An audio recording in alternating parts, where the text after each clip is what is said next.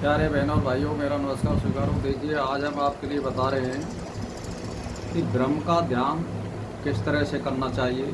और मैं विधि जो बता रहा हूँ वो वेदांत के अनुसार बता रहा हूँ। कि देखिए, ब्रह्म प्रकृति से परे है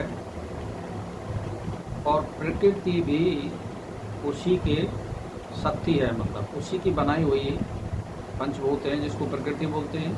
इसका वर्णन वाणी से नहीं किया जा सकता है और उसे शुद्ध अंतःकरण एवं ज्ञान चक्षुओं से ही जाना जा सकता है। ये ब्रह्म ही शुद्ध चिद घना तथा अनाद है। सृष्टि से पूर्व यही तत्व था और सृष्टि में भी यही तत्व है, और जब प्रलय हो जाएगी तब भी यही तत्व है। यानी ये एक तक रहता है, इस पर कोई फर्क पड़ता नहीं है। और सारी सृष्टि इसी से उत्पन्न हुई है। इसीलिए मोक्ष प्राप्ति के लिए अपने अंतःकरण से यही भावना करनी चाहिए कि मैं वही ब्रह्म हूँ।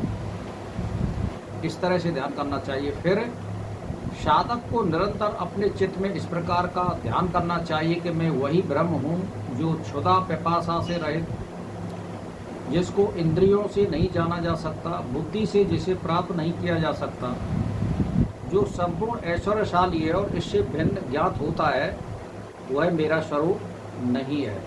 यानी जो परमात्मा व्यापक है, जो भौतिकवाद हम देख रहे हैं, ये उसके अंतर्यामी रूप तो है, लेकिन हमें अपने ध्यान का स्वरूप किस प्रकार बनना चाहिए वो अपने में अभ्यास करना पड़ेगा। तो इस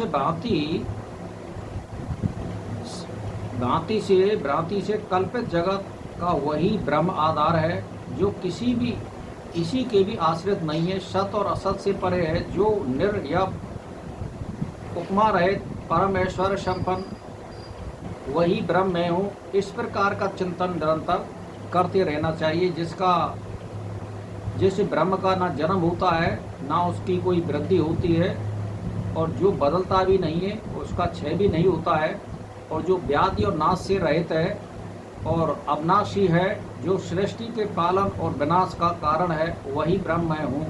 इस प्रकार से चिंतन करते रहना चाहिए 24 घंटे। और वह ब्रह्म भेद रहित है, अपरिणामी है, जिसमें किसी प्रकार की हलचल नहीं होती है, नित्य मुक्त है, विभाग रहित है, वही ब्रह्म मैं हूँ। इस प्रकार चिंतन करना चाहिए। ब्रह्म एक ही है, सृष्टि के सभी रूपों में या रूपों का कारण वही ब्रह्म है, किंतु स्व कारण और कारण से रहित है, कार्य और कारण से रहित है। वही ब्रह्म तुम हो, ऐसा मन में भावना करनी चाहिए। किसको?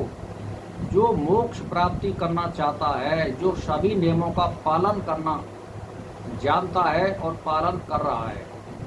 ये ब्रह्म प्राप्ति सबके लिए लागू नहीं है।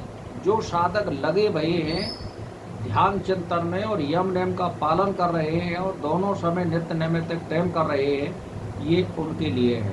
ये सभी साधकों के लिए साधना नहीं है। तो वह ब्रह्म निर्विकल्प है, महान है, उसका कभी विनाश नहीं होता है, जो शरीर और जीव से भिन्न है, सदा रहने वाला है, अब व्यय है, आनंद स्वरूप है, निष्कलंक है, वही ब्रह्म मैं हूँ। ऐसी हृदय में भावना करो।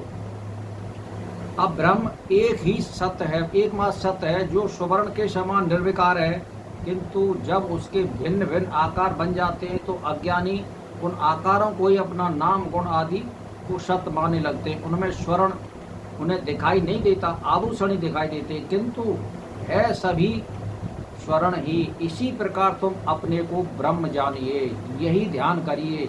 वह ब्रह्म प्रकृति से भी परे है, अव्यक्त है, प्रकृति भी उसी की शक्ति है, वह स्वयं प्रकाशमान है, उससे परे कोई भी नहीं है, वो एक रस है, सबका अंतरात्मा है। वही ब्रह्म तुम हो या मैं हूँ, ऐसी भावना करो, तब ब्रह्म प्राप्ति होती है।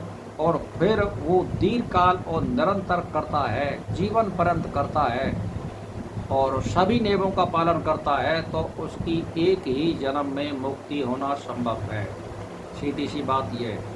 लेकिन अब इसमें ये नहीं है कि एक दिन भजन कर लिया, 2 दिन भजन नहीं किया, ये तो नहीं चलेगा। इसमें दीर्घ काल और निरंतर करना पड़ेगा किसी भी परिस्थिति हो, लेकिन अभ्यास को नहीं छोड़ना है। अगर आपने अभ्यास छोड़ दिया तो आत्मा वही अज्ञान की तरफ लय को प्राप्त हो जाएगी और वही विषय में फिर रमण करने लग जाती है। इसीलिए ये बहुत जन्म जन्मांतरों से विषयों का आदी हो गई है आत्मा, उसको आदत पड़ गई है। हमें आदत को छुड़ाने के लिए मतलब बहुत पुरुषार्थ और प्रयत्न करना पड़ेगा, तब जाकर के मोक्ष प्राप्ति होता है। क्योंकि मोक्ष स्वयं प्राप्त कर सकते हो, कोई गुरु नहीं करा सकता है, कोई भाई नहीं करा सकता है, कोई सत्संग ही नहीं करा सकता है। केवल वो आपको मार्ग बता सकते हैं। चलना आपको पड़ेगा, अभ्यास आपको करना पड़ेगा। गुरु केवल मार्ग दिखा सकता है।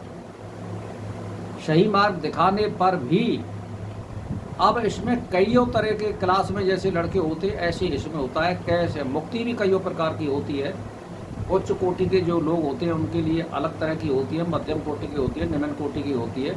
इसी प्रकार से जैसे मान के चलो किसी आदमी की मुक्ति हो गई और वो ब्रह्म से अपने को उसमें स्थिति में भी अलग समझता है, क्योंकि वो पूरी तरह से आसक्ति रहित नहीं आए और दैत्य भाव को वो अपने हृदय में साथ ले गया है। तो इसीलिए मुक्ति भी कई प्रकार की होती है।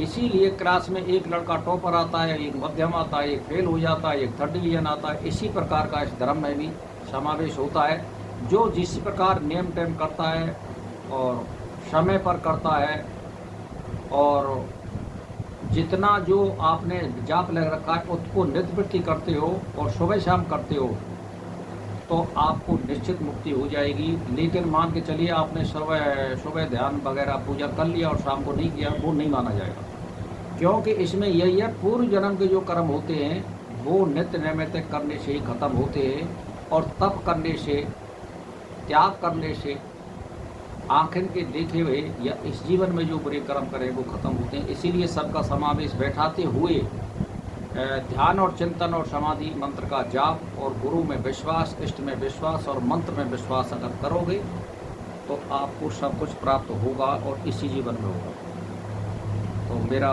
वीडियो 7:15 साढ़े 7 मिनट का हो चुका है। इसी के साथ मेरा नमस्कार।